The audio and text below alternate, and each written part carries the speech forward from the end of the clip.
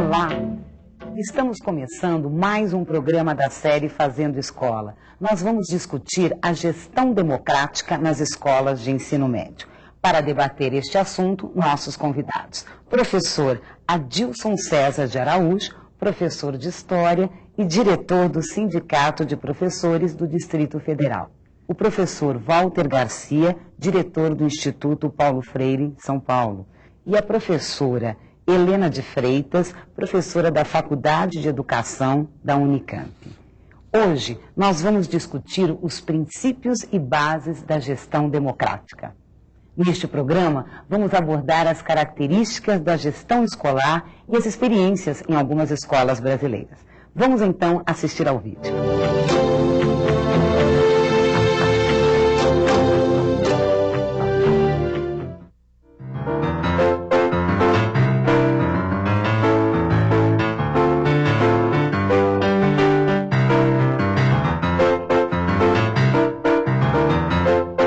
Educação sempre está relacionada à produção do conhecimento. A produção do conhecimento envolve a crítica ao conhecimento estabelecido, envolve o questionamento, as perguntas, e isso, no governo militar, obviamente, era muito difícil de ser feito. O lado mais negativo que eu vejo é a perda de uma vitalidade que era necessária nas escolas, da escola infantil à universidade. É muito difícil você ser criativo, sem transgredir padrões que são comportamentais, sociais, enfim, mas são políticos sempre também. A escola nasce da necessidade de transmitir o saber acumulado pela humanidade. Cada sociedade tem o seu modelo escolar, reflexo do seu tempo. Educação que precisa do educador é a apropriação da cultura. E cultura é mais do que informações.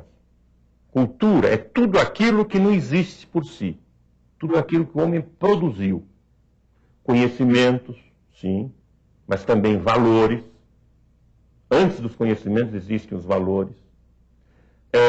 Tecnologia, ciência, arte, condutas, crenças, tradições.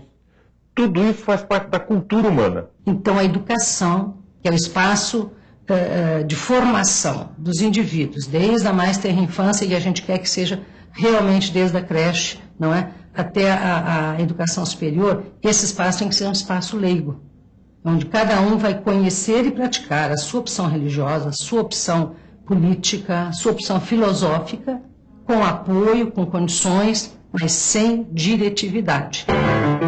O que entendemos hoje por educação democrática nasceu de um processo protagonizado pelos vários movimentos de entidades da sociedade civil que se afirmavam com a crise do governo militar. As mudanças, elas ocorreram no contexto da redemocratização do país.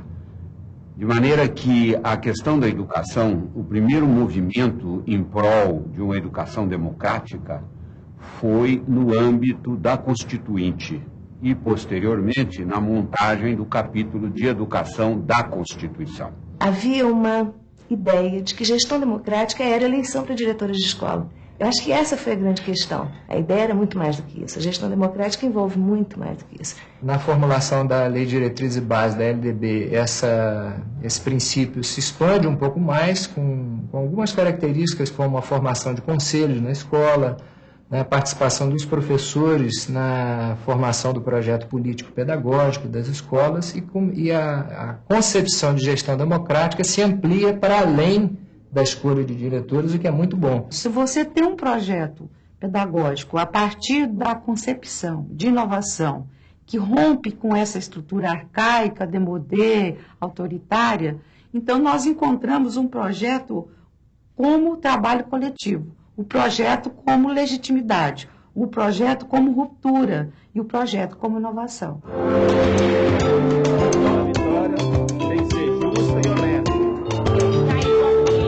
A gestão democrática escolar está ligada ao processo de construção da cidadania, tendo como estratégias o projeto pedagógico e o conselho escolar, que reúne professores, funcionários, alunos e pais. São todos atores interessados na construção de uma verdadeira escola pública de qualidade. Eu tenho um detalhe para mostrar para vocês, assim, como era antes da gestão democrática nessa escola. Vejam essas fotos. Hoje nós temos aqui laboratório, onde existia só lixo e água. Aqui no fundo nós temos auditório, também construído com a ajuda da comunidade, através do conselho escolar. E isso só foi possível através da implantação desses conselhos no nosso colégio, da participação efetiva deles na nossa administração. Depois dessas mudanças, a escola passou a ser uma escola viva, em que o aluno e a comunidade, trabalhando com parceria, buscavam resultados reais, concretos, de modo que pessoas eram colocadas no mercado de trabalho, alunos começaram a entrar nas universidades. Aí então a escola começou a ter reflexo positivo na sociedade. 19 horas no dia 9 de 6 de 2004, às 24 horas no mesmo dia. Uma reunião extraordinária, no método conhecimento de vocês. Eles pediram aulas práticas, biblioteca. A ampliação da biblioteca, o projeto já está pronto. Gostaria de agradecer essa preocupação sua com a segurança dos nossos filhos. Amar mais e odiar menos, não será disso que estamos precisando? A intenção da diretora é essa, é a comunidade dentro da escola. Ela quer os pais dentro da escola. Então ela fez essa abertura para que os pais e a comunidade estejam aqui dentro, acompanhando o trabalho dela, acompanhando o que é feito dentro da escola. Nós iniciamos o nosso projeto político-pedagógico fazendo o levantamento de todas as necessidades da escola, uma avaliação diagnóstica da escola. Isto com o envolvimento da nossa comunidade, dos professores, dos alunos e de todos os nossos funcionários. Esse respeito, essa amizade aqui dentro, essa solidariedade nós estamos tendo entre os nossos alunos. Então o que é isso? A integração escola e comunidade. A escola passou a respeitar a sua comunidade e a comunidade passou a respeitar a escola. A escola faz parte da comunidade, pertence à comunidade, é isso que eu falo para eles. Só que vocês têm que fazer bom uso da escola. A escola pertence a vocês.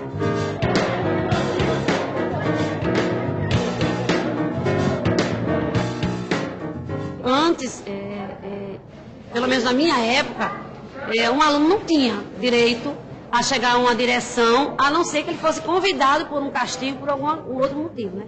Mas ele não tinha acesso, ele não era escutado, eu não fui escutado na minha época de aluna, e com a nossa gestão, né, que eu não falo minha gestão, eu falo nossa gestão, a gente quebrou essas barreiras, né? A gente escuta, principalmente os jovens, porque eles têm muito a nos dar. Eu digo assim, que tudo que a gente construiu até hoje foi graças a eles, né? Eles têm um papel fundamental na nossa escola, né? A gente, é através da abertura, através do diálogo, que a gente conseguiu chegar e com certeza iremos ainda muito mais longe.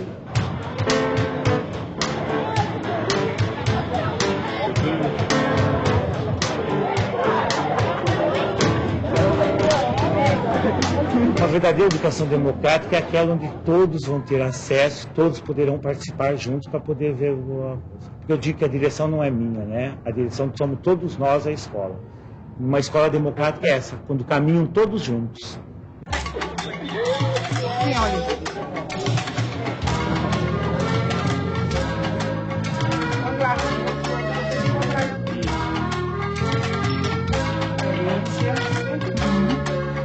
Depois de 9 anos que a gente construiu o primeiro projeto, né, o projeto realmente, o início do projeto, o índice de evasão e repetência no ensino fundamental e médio, eu acho que ele chegou quase a 0. Nós nos preocupamos porque na hora que nós temos um projeto político-pedagógico reelaborado, atualizado, e onde a gente tem a condição de trabalhar lado a lado com esse projeto, porque uma coisa, eu digo, ter o projeto não é o suficiente.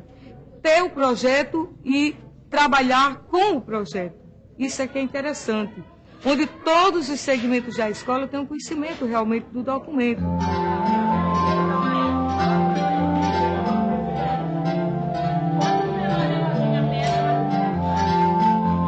Dentro da escola eu aprendi que a gente não deve ver as coisas só pra gente. A gente deve ver o mundo em torno da gente. Assim, eu sou ex-aluna terminei ano passado, terceiro ano. Agora, em relação à escola...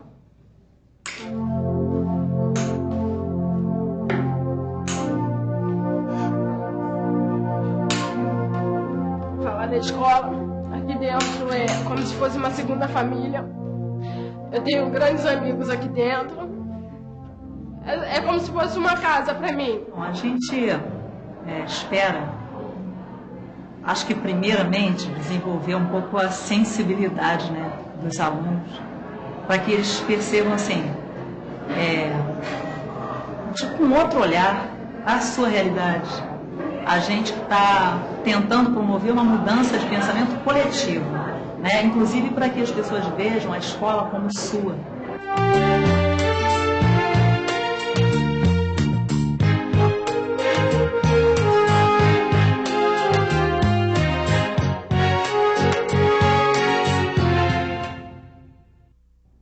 Agora que nós assistimos ao vídeo, eu gostaria de ouvir os comentários gerais. Professora Helena.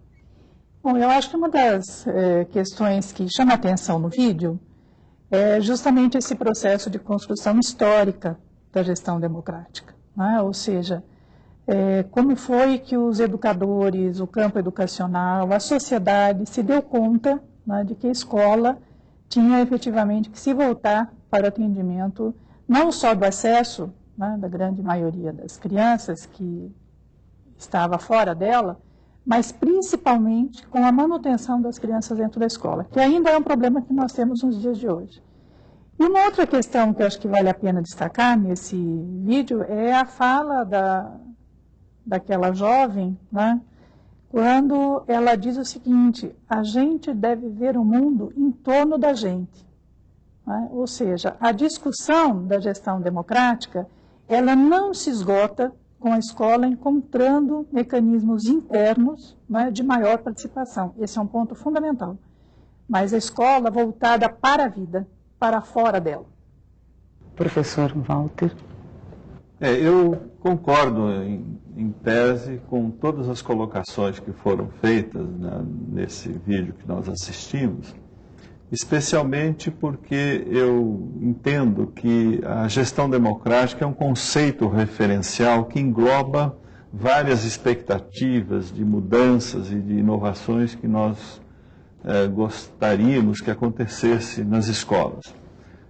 Como estudioso da questão das inovações, ela é vista como uma solução mágica, e eu não concordo com essa visão que habitualmente os políticos têm da inovação. A inovação é uma coisa, segundo os estudos feitos em nível mundial, que acontece muito esporadicamente, em aspectos específicos e em situações muito peculiares.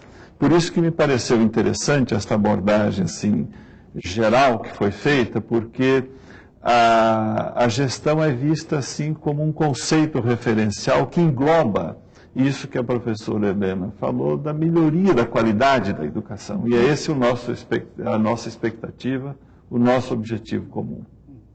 Professora Dilson.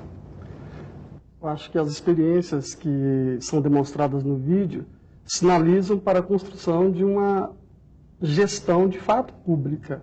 Porque o que tem caracterizado a educação brasileira é justamente esse afastamento, essa exclusão da comunidade, a ausência de conselhos escolares e de instâncias representativas para discutir um direcionamento público para a gestão da educação.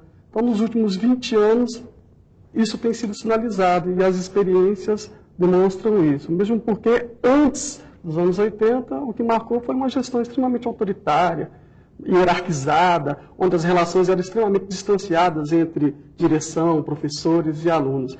E as experiências que se iniciaram a partir dos anos 80 e que são apresentadas aqui, apontam para um outro caminho, que é o da construção da cidadania por meio da escola.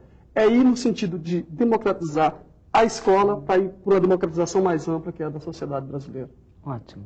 Bom, vamos continuar esta discussão daqui a pouco. E no próximo bloco, a gente vai discutir as características de uma boa gestão escolar. A gente volta já.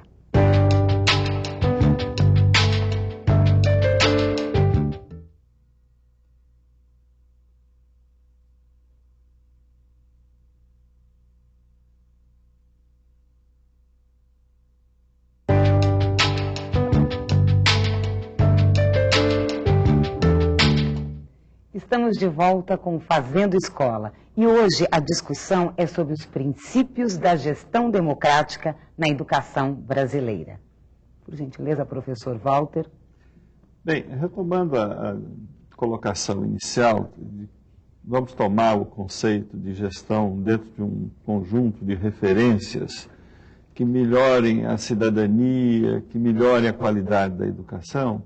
Eu gostaria de propor aos colegas uma discussão a partir de um documento que foi desenvolvido pela Unesco da América Latina, um estudo que demorou 7, 8 anos, analisando 16 países da América Latina e Caribe, buscando identificar aquelas características que indicam uma boa escola. Eu vou me permitir fazer uma leitura dessas 10 características, porque, em certa medida, essas características favorecem, facilitam o processo de construção da cidadania e da aprendizagem do aluno.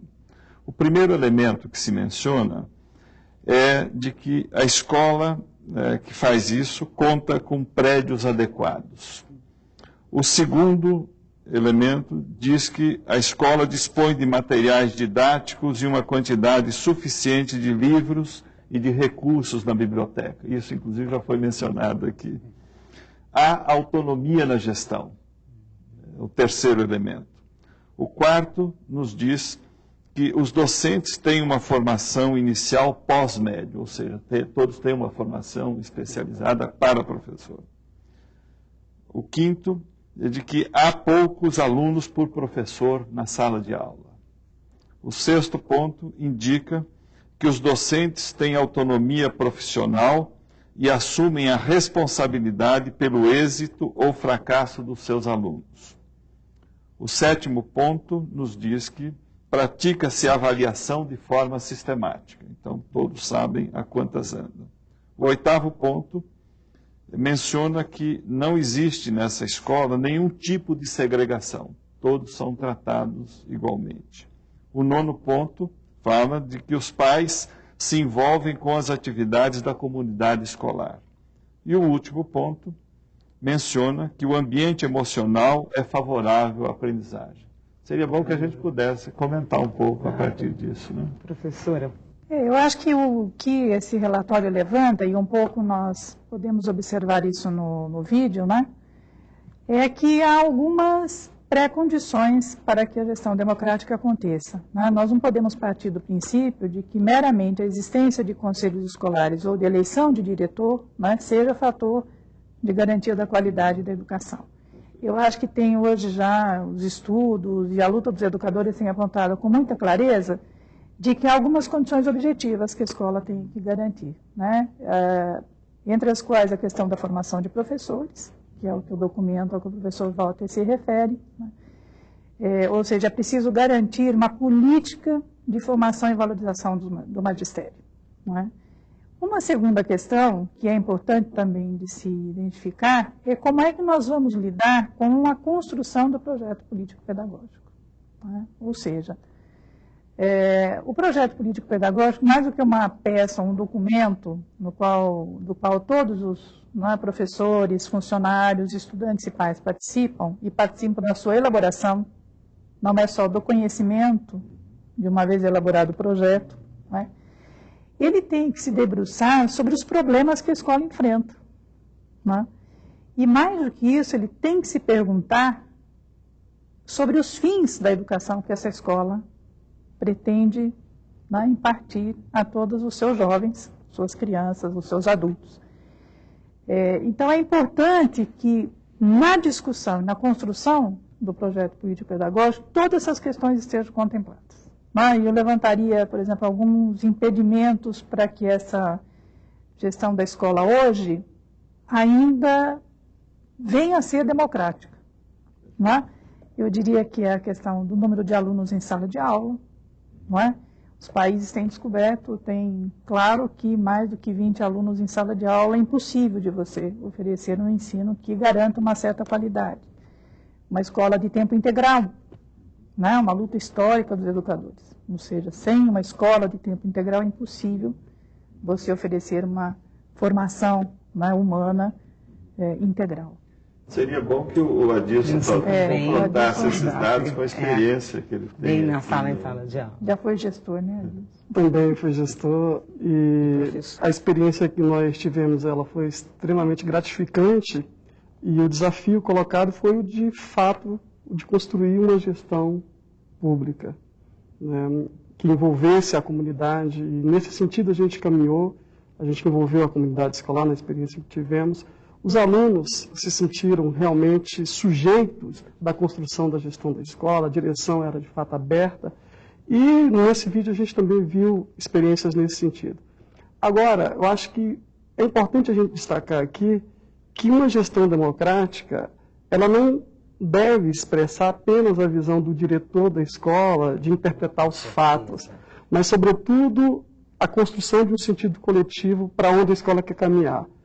Nesse sentido, eu acho que tem que ser ancorado em valores. Eu, na pesquisa que eu desenvolvi também, sobre tendo como referência 2 escolas na cidade satélite de Ceilândia, analisando a experiência de gestão, eu levantei 4 elementos que são extremamente relevantes e que, a meu ver, constituem um conceito de gestão democrática interessante para a gente poder analisar uma determinada realidade, que é a participação, que é a autonomia, conforme o próprio documento apresenta, que é o pluralismo e a transparência. Participação no sentido de ser uma participação efetiva, não é aquela participação em que a direção toma as posições e chama o grupo para referendar. Uma participação que seja construída coletivamente as decisões da escola. Então, uma participação que seja permanente nas instâncias representativas da escola. Então, a participação ela tem que ser um elemento presente na gestão da escola. Porque nada adianta você garantir as instâncias se você não tem um sujeito da participação. Outro elemento também que eu desenvolvi, que eu acho importante destacar, é o da autonomia. A autonomia no sentido de que ela só existe se houver a ação política dos sujeitos da escola. Ou seja, o professor, a comunidade escolar, tem que estar predisposta a participar para garantir essa autonomia. A autonomia não vem por decreto, ela é também fruto da ação política. É lógico que os governantes têm que facilitar o exercício dessa autonomia. O pluralismo também é algo relevante. Pluralismo que se pauta no respeito a diferenças de pensar, diversidade, aos projetos individuais e coletivos que existem na escola. Né? A nossa história é uma história de autoritarismo e de exclusão.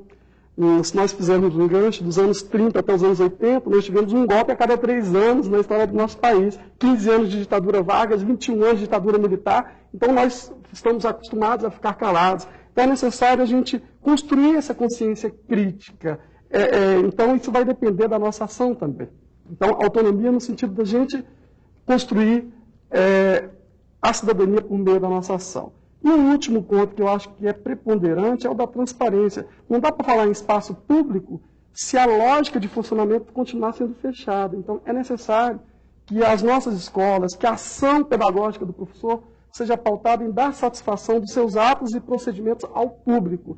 Então, esses 4 elementos, a meu ver, são significativos para a gente começar a construir um sentido público para a nossa escola, porque a nossa história tem dito que a nossa escola mais tem sido um instrumento estatal do que, de fato, público.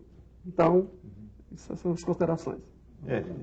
Eu tenho a impressão que a professora Helena levantou uma questão chave dentro desses elementos que ela menciona e que o Adilson coloca com muita ênfase também. A questão do professor tem sido registrada em várias pesquisas como relevante na construção desse projeto. Da mesma forma que o diretor da escola também pode ser um excelente facilitador de todo esse processo. Eu gostaria que a professora Helena mencionasse um pouco mais essa experiência, até porque ela vem trabalhando muito essa questão do professor, seja na FOP, seja nos vários fóruns brasileiros e latino-americanos de educação, como ela detalhasse um pouco mais essa questão do professor. Eu acho que é importante isso que você levanta, Walter, e o Adilson retoma a experiência dele aí, né, no trabalho dele de pesquisa, mas é importante que a gente coloque a questão do professor não para responsabilizá-lo, né, porque é também muito essa história. O professor é responsável pelo fracasso ou sucesso. Eu acho que isso tem que ser relativizado. Eu me detive também numa frase do professor Roberto Lehrer, onde ele diz que a escola perdeu a vitalidade, que é o que você retoma, e que ela deve ser o lugar, né, da produção do conhecimento e da crítica do conhecimento existente. E quem pode fazer isso hoje é o professor, né, em conjunto com os estudantes. Para isso, você precisa certamente olhar para o projeto político-pedagógico da escola e identificar quais são os problemas que a escola tem hoje, né, em relação a isso. Quer dizer, quem são os seus professores? Quem são esses jovens? Né? Qual a expectativa que eles têm? Que expectativa de vida eles têm? Né? Inclusive numa sociedade como a nossa, que não tem projeto de futuro nenhum para essa juventude. Né? Então, quer dizer, como é que o professor pode, coletivamente, né, trazer para o chão da escola, para o chão da sala de aula, os problemas da vida dessa juventude, dessas crianças, desses adultos? Eu acho que essa é uma questão importante para a gente poder estar detalhando. Eu levanto algumas questões que eu acho que a gente ainda tem que caminhar, as escolas têm que colocar isso para o poder público, né? Por exemplo, a questão da estabilidade dos professores na escola. Né? Se você toma o ensino médio, acho que vai ter oportunidades nos próximos programas de aprofundar isso em relação a essas questões. Né? Mas só levantando para que a gente possa pontuar as dificuldades. Você tem professores rodando de uma escola para outra. Né? Quer dizer, como é que você constrói um projeto, como aquela diretora colocou do Rio Grande do Norte, de 9 anos, se todo ano você tem professor mudando nas escolas como você tem? Né? Quer dizer, você não consegue construir. Por isso que às vezes pode ser que ele incorra no risco de você centrar no diretor a tarefa, né, de ser democrático. Então é preciso inverter. Na verdade, precisa romper com uma certa concepção de gestão, que é assim, o diretor é democrático. Mas não, nós precisamos construir efetivamente, né, um projeto coletivo onde não precise, por exemplo, o jovem ir para uma reunião do conselho, também como nós vimos no vídeo, e dizer, olha, os alunos reivindicaram mais biblioteca. Né? Quer dizer, isso faz parte, não é um estudante representando uma determinada expectativa, né? Mas é uma gestão coletiva. Eu tenho a impressão mais do que democrática nesse sentido mais tradicional. Momento, né? E o vídeo que nós assistimos pontua com bastante ênfase essa discussão da construção da cidadania, porque o momento político em que essa discussão ocorre, no final dos anos 70, nós já havíamos passado pelo choque do petróleo, o país estava se reorganizando, crise, né? Do ponto de vista das suas concepções. E realmente o professor, para poder dar conta desses novos enfoques, o Paulo Freire insistia muito nisso. Nós temos que reinventar a escola para abrigar essas novas concepções, essa formação, essa cidadania, esta participação compartida, que o Adilson menciona bem nesse projeto que ele estudou nas escolas de Brasília, né? E para isso ele tem que ser dono daquele espaço, no sentido de que é o lugar onde ele trabalha, onde ele se envolve com as pessoas, com os pais, com seus colegas. Né? Acho que isso realmente é algo que deveria ser melhor examinado, inclusive na própria seleção dos professores que vão trabalhar nas nossas escolas. Né? Eu diria que talvez para discutir a gestão democrática, a gente devesse entrar no que hoje é apontado por muitos educadores e estudiosos, né, que vêm debatendo essa questão, e os professores na escola apontam isso, para a forma de organização do trabalho pedagógico na escola. É preciso repensar isso. Né? A relação com os órgãos centrais, né? A autonomia da escola, o professor também, como um sujeito autônomo, né? Produtor de saberes, os jovens também. E é importante também frisar, Helena, que não dá para dissociar a luta pelo direito à educação da luta pela pluralidade e garantia dos outros direitos. Né? Então, essa construção dessa cidadania passa por entender que a escola não é um espaço isolado, né? Que está inserido em uma determinada comunidade. Às vezes, os olhares que nós temos sobre a comunidade, um olhar extremamente preconceituoso, né? Porque não teve acesso ao mundo das letras e tal. Essa comunidade tem muito o que nos ensinar. Então, é necessário que a escola participe da vida da comunidade para que a comunidade também participe da vida da escola. Então, muito mais do que controlador, né, que é uma herança da gestão burocratizada, controlador, fiscalizador, cumprimento de normas e rotinas, o gestor tem que aliar essa dupla dimensão. A formação técnica, que é importante, mas também o compromisso ético com a mudança, porque vivemos num país que tem uma das piores distribuições de renda do mundo. Então, essa sensibilidade, nós educadores, nós gestores, temos de ter para construir essa educação que contemple essas mudanças que a Helena frisa de forma bastante enfática. E se isso não for feito dessa maneira, como vocês indicam, de uma forma participativa, crítica, nós corremos o risco de cair naqueles engodos que habitualmente são praticados em nome das inovações, que apresentam milagres de um dia para o outro, né?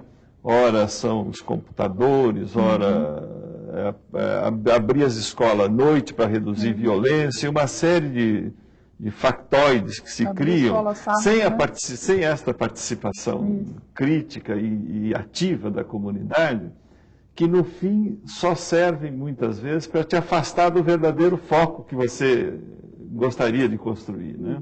Acho que esse também é um alerta que nós temos que deixar para os nossos colegas, que este é um projeto coletivo, de construção contínua e de reconstrução contínua também. Que tem uma importância grande. E no vídeo, quando uma aluna se emociona, uma ex-aluna, aí é um fator, né? E é importante a gente frisar, né, porque a gente costuma esquecer do aluno, né? Acho que a importância do aluno ela tem que ser resgatada e tem que ser valorizada, né? Porque com o espaço de construção de cidadania, não dá para falar que eu vou formar o cidadão do futuro como cidadão, se eu não garanto espaço para ele dialogar, para ele se expressar no cotidiano. Eu lembro que na nossa experiência, a gente implementou um acordo de convivência, onde o regimento escolar foi implementado a partir de um amplo debate coletivo. Os alunos estabeleceram 10 regras para a direção e professores seguirem, e os professores também estabeleceram 10 regras para os alunos. Eles se sentiram cúmplices do processo, porque foram elaboradores, fiscalizaram e construímos uma regra coletiva que foi extremamente salutar para o ambiente escolar e que não é inventar a roda, são experiências que basta para você ter iniciativa de querer de fato democratizar o espaço escolar. Agora a gente não pode esquecer também que a gente às vezes restringe o discurso de democracia ao ambiente escolar. Basta eleger o diretor, o conselho escolar.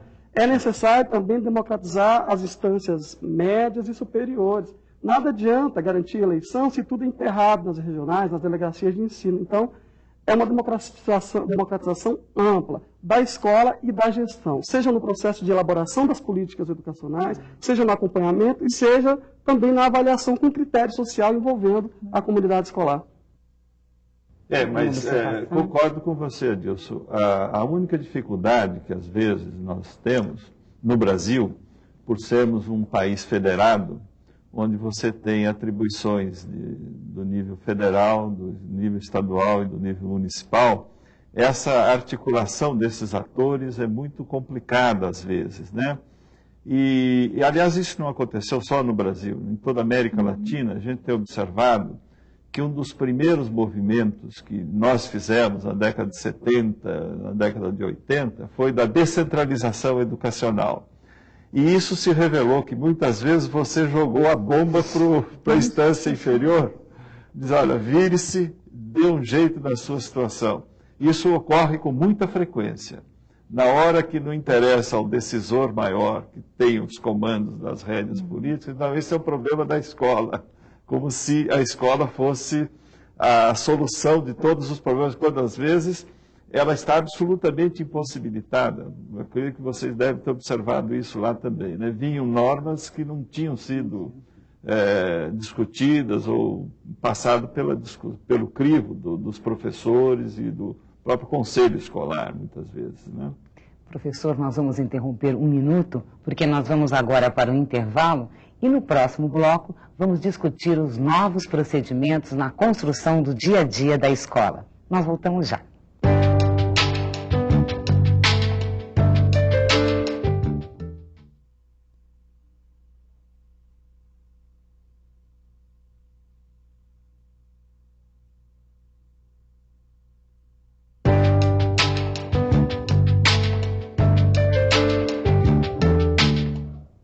Estamos de volta com o Fazendo Escola. A nossa discussão é em torno dos princípios e bases da gestão democrática na escola. Professor Walter.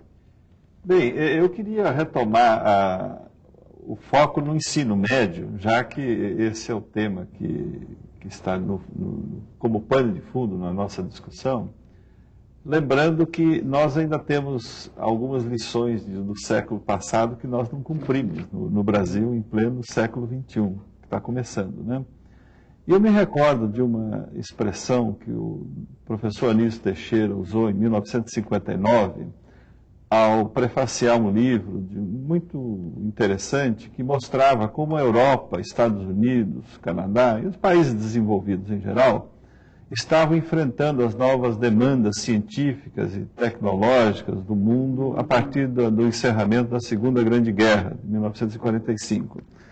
E o professor Anísio Teixeira, na sua larga visão sobre a educação, ele dizia o seguinte, nessa ocasião: a sociedade, cada vez mais unificada e democrática, está a impor uma cultura científica generalizada a ser ministrada menos no propósito exclusivo de preparar cientistas do que de preparar o homem comum para usar, com amplitude nunca antes sonhada e de forma cada vez mais contínua e permanente, a ciência e os seus produtos.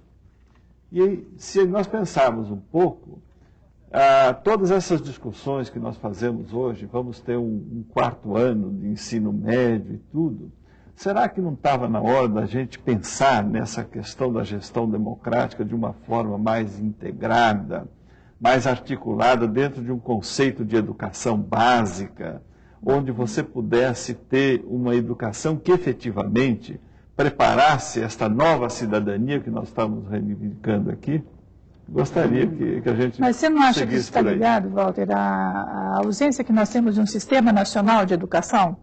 Com certeza. Essa articulação entre os níveis. E também, eu diria que tem essa velha dicotomia que a gente tem no ensino médio, médio propedêutico, né? E o técnico e profissional. Isso. Então, eu acho que nós temos um problema aí em relação ao ensino médio, né? Mas eu queria levantar uma outra questão também, não sei como é que a gente poderia tratar isso, que é a forma como o ensino médio está estruturado hoje. Não é? Nós temos essa legislação que está sendo revista, né, a Lei de Organização do Ensino Médio, está se procedendo também um processo de revisão dos parâmetros curriculares nacionais do ensino médio, e a ideia é que se possa pensar como, no ensino médio, nós articulamos uma discussão e uma formação que, olhada em sua totalidade, olhe também para o jovem do ponto de vista da ciência, do trabalho e da cultura. E essas três dimensões da formação, né, humana, da formação da juventude, que a gente precisaria estar abordando.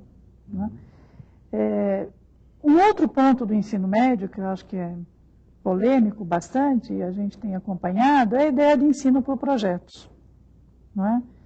E também há um problema que nós deveríamos estar também olhando, e eu acho que é um desafio para os professores do ensino médio, como é que esses diferentes projetos se articulam a um projeto unificado da escola. Né? Porque com essa ideia de ensino por projetos, nós corremos o risco, né, de tornar a escola tão fragmentada, né, e mais ainda, nós sabemos de algumas escolas e algumas experiências onde os professores têm que andar com o seu projeto embaixo do braço para conseguir recursos de setores do bairro, da comunidade, para poder desenvolvê-lo. Né? Então, acho que discutir a gestão democrática, né, coloca o desafio para a escola pública, principalmente, né, para todas as escolas, mas para a escola pública em particular, como que ela vai garantir que ela continue sendo pública e gratuita, não é? Para alcançar uma qualidade que esteja referenciada, de forma a olhar mais para os problemas do seu entorno, no lugar onde ela está localizada e para o problema social mais amplo. Né? Não se restringir ao local nesse sentido restrito. Né? Adilson, isso bate com a tua experiência?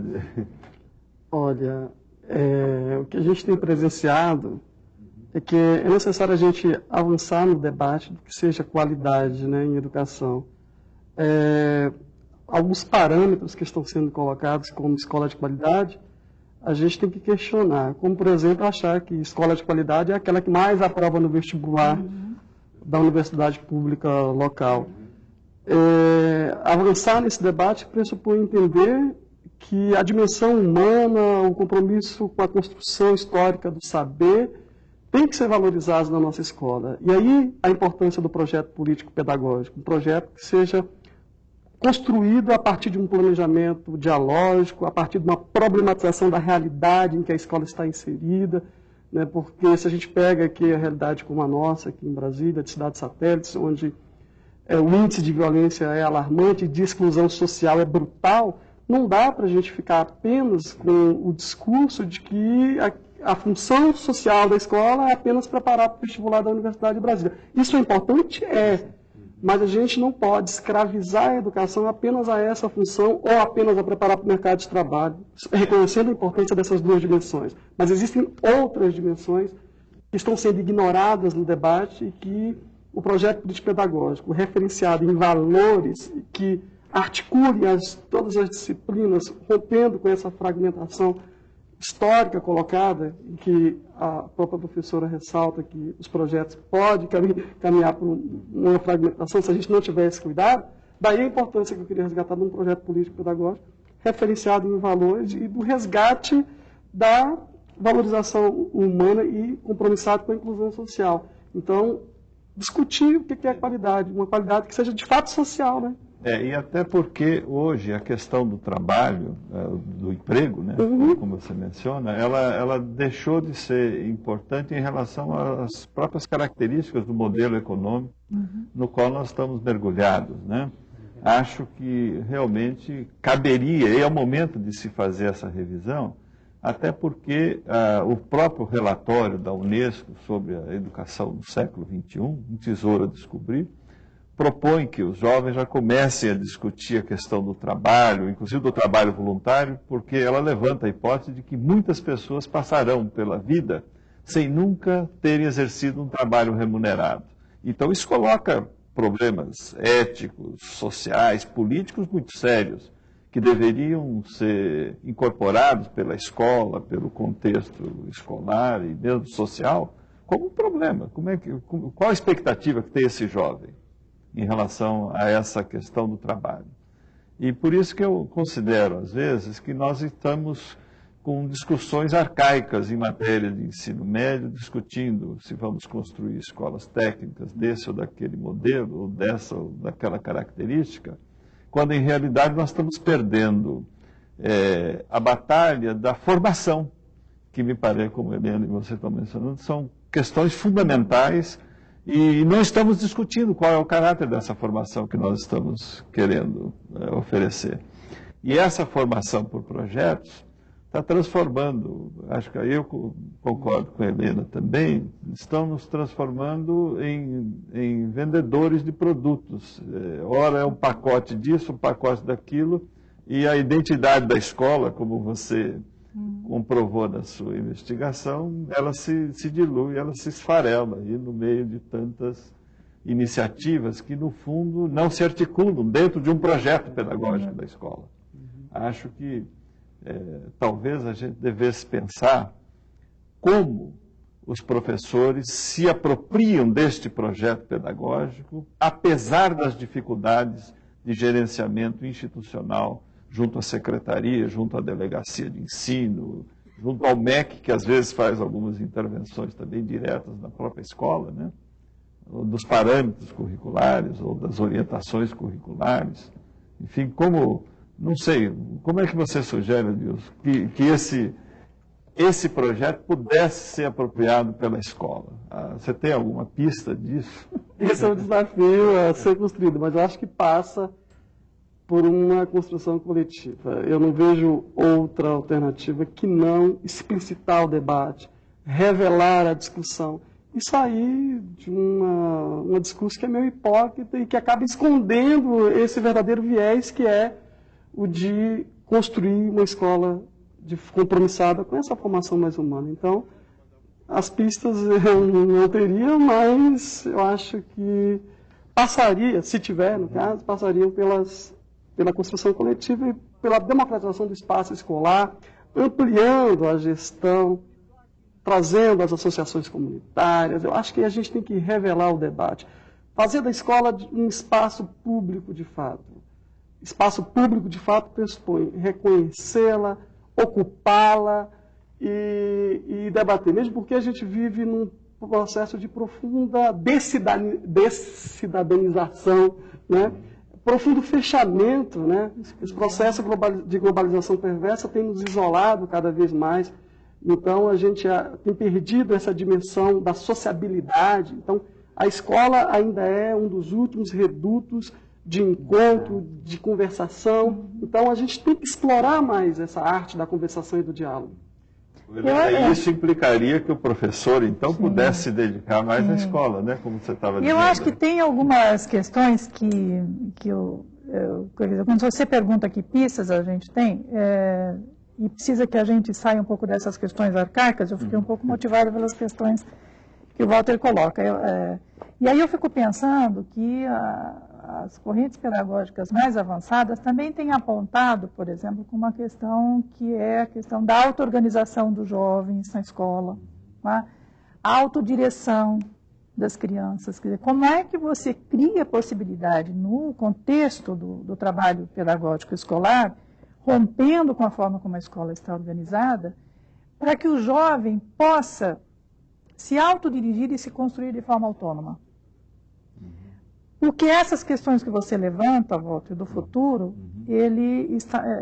estão postas. Então, na medida que o jovem aprende durante o processo de trabalho pedagógico a ser autônomo na sua formação humana, multilateral, dos sentidos, da estética, da arte, cognitivo, da personalidade, dos valores, enfim, da cultura, né, do que a gente chama dessa formação mais integral, ele vai se encontrar melhor preparado para enfrentar esses desafios que estão postos fora da escola. Fora da escola, né? Não é? Então, quando a gente fala na gestão democrática, não é para resolver os problemas da escola exclusivamente. Não é? Eu acho que ela nos ajuda, a nós professores, ao corpo de professores, principalmente da juventude, não é? A poder ser autônomo de um lado e de outro na construção coletiva. E entender que a superação dos problemas que ele vai enfrentar na sua vida e que ele já enfrenta, né, só vai se dar de forma coletiva. E se eles se auto-organizarem de forma autônoma. Eu acho que esse é o aprendizado melhor do que a gente pode entender como um projeto político-pedagógico de gestão democrática da escola. Isso, inclusive, pode nos fazer pensar que a natureza das funções do professor modifica também. Com certeza. De um especialista de áreas, ele, como nós estamos falando, cada um vendendo o seu projeto, né? Ele é um educador, um formador de pessoas. Né? E o gestor, ao invés de gerir para subordinados, coordenar pares. Porque a visão que a gente tem de gestor como controlador, então, desvincular o gestor dessa visão, né? E eu acho que um outro ponto importante nessa busca de transgressão, eu acho que a gestão democrática pode possibilitar essa transgressão rumo a essa escola em que a existência humana seja o palco central da existência da escola. Então, só para fechar, nesse sentido, eu acho que é importante que tenhamos uma escola que não só vive em função do cumprimento de normas e de ordens e de portarias, mas uma escola que, sobretudo, discuta objetivos, projetos e a sua finalidade, compromissada com esse ser autônomo, livre e com essa solidariedade humana que a gente tanto almeja. Professor, as considerações finais do senhor. Bem, eu agradeço a oportunidade de ter estado com os colegas de todo o Brasil e graças a essa iniciativa do Ministério da Educação. E acho que hoje nós acrescentamos alguma coisa que eu saio satisfeito deste debate. E espero que a gente prossiga nele. Muito obrigado. Professora Helena de Freitas. Eu acho que essa temática da gestão democrática da escola, do projeto político-pedagógico, vai poder ser melhor aprofundada, né, no decorrer de todos esses programas. E acho que os professores da escola têm um desafio, todos nós, né, os educadores, que é descobrir aquilo que pode ser mudado, como diz o Brecht. Né? Brecht tem uma poesia que ele diz lá, eu gosto muito. Eu que nada mais amo do que a insatisfação com que se pode mudar, nada mais detesto do que a profunda insatisfação com que não pode ser mudado. E o que pode ou não ser mudado depende também de nós. Professora. Acho que o grande desafio colocado é o de democratizar a escola como espaço público. Nesse sentido, é necessário que a gente tenha clareza que esse é um processo gradativo de libertação das amarras individualistas, da pedagogia do isolamento, do autoritarismo, da relação hierárquica que tem prevalecido. Libertar dessas amarras é um processo lento, mas que exige da gente paciência, tolerância, ousadia e vontade política. Eu acho que esse é o grande desafio colocado para todos nós. Eu agradeço a presença de todos, professora Helena de Freitas, o professor Adilson de Araújo, o professor Walter Garcia. E agradeço a você, professor, aluno, diretor. E é isso aí. Espero que esse debate continue nas escolas, porque gestão democrática é debate, discussão, participação da comunidade. E não percam, na semana que vem, dentro desta mesma série, o programa sobre o projeto político-pedagógico, conceitos e significados. Até lá!